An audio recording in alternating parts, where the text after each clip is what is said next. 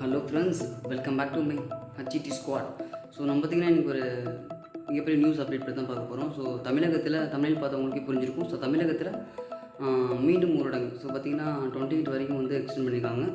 So அது பார்த்திங்கன்னா வந்து தமிழ்நாட்டில் ஏற்கனவே வந்து ஏப்ரல் மந்தில் வந்து லாக்டவுன் போட்டுத்தாங்க. ஸோ எலெக்ஷன் முடிஞ்சதுக்கப்புறம் லாக்டவுன் போட்டுத்தாங்க. ஸோ லாக்டவுன் வந்து எக்ஸ்டெண்ட் பண்ணியிருந்தாங்க. ஸோ தேர்தல் முடிஞ்சதுக்கப்புறமே லாக்டவுன் போட்டாங்க. ஸோ அது வந்து பார்த்திங்கன்னா சில தளர்வுடன், அதாவது கொஞ்சம் தளர்வுகளுடன் வந்து லாக்டவுன் போட்டுதாங்க. அதுக்கப்புறம் வந்து ஃபுல் லாக்டவுன் சொல்லி 144 மாதிரி ஃபுல் லாக்டவுன் போட்டு அனௌன்ஸ் பண்ணிட்டாங்க.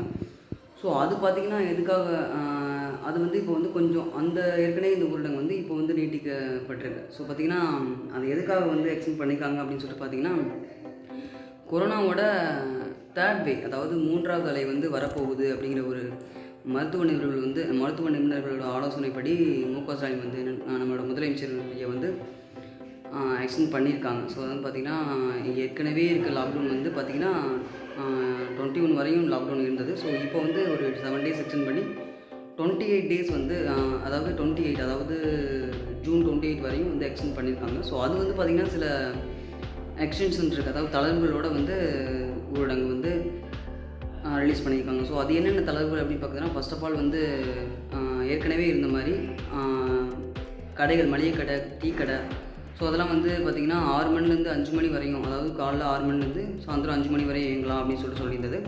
இப்போ ஒரு 1 மணி நேரம் எக்ஸ்ட்ரா, ஸோ 2 hours எக்ஸ்ட்ரா, அதாவது காலையில் 6 மணிலேருந்து இரவு 7 மணி வரையும் இயங்கலாம் அப்படின்னு சொல்லிட்டு வந்து எக்ஸ்டெண்ட் பண்ணியிருக்காங்க. ஸோ அது வந்து நெக்ஸ்ட் வந்து பார்த்திங்கன்னா இது அரசு அலுவலகத்தில் வந்து 50% பணியாளர்கள் வச்சு பணிபுரியலாம். நெக்ஸ்ட்டு தனியார் நிறுவனத்தில் வந்து 100% பணியாளர்களை வச்சு இயங்க அனுமதி இருக்கும்.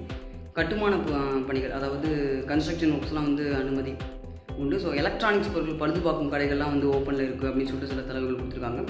நெக்ஸ்ட்டு பேருந்து போக்குவரத்து. ஸோ பேருந்து போக்குவரத்து அப்படின்னு சொல்லிட்டு பார்க்கும்போது சென்னை, திருவள்ளூர், காஞ்சிபுரம், ஸோ இந்த ஏரியாலாம் பார்த்திங்கன்னா 50% பயணிகளை வச்சு வந்து நம்ம பேருந்து சேவை வந்து தளர்வுகள் கொடுத்துருக்காங்க. ஸோ இதான் வந்து நம்ம இதை பற்றி நம்ம இன்றைக்கி பேச வந்தோம். ஸோ இது மாதிரி நியூஸ் அப்டேட்டை தெரிஞ்சுக்க ஸோ நம்ம சேனல் நீங்களும் சப்ஸ்கிரைப் பண்ணால் மறக்காமல் சப்ஸ்கிரைப் பண்ணி வச்சுக்கோங்க. ஸோ அப்படியே பக்கத்தில் இருக்க பெல் ஐகானை கிளிக் பண்ணி ஆல் அப்படிங்கிற நோட்டிஃபிகேஷன் எனேபிள் பண்ணி வச்சுக்கோங்க. ஸோ நெக்ஸ்ட் ஒரு இன்ட்ரெஸ்டிங்கான சப்போர்ட் உங்களுக்கு மீட் பண்ணுற வரைக்கும் under the bye from Karthik.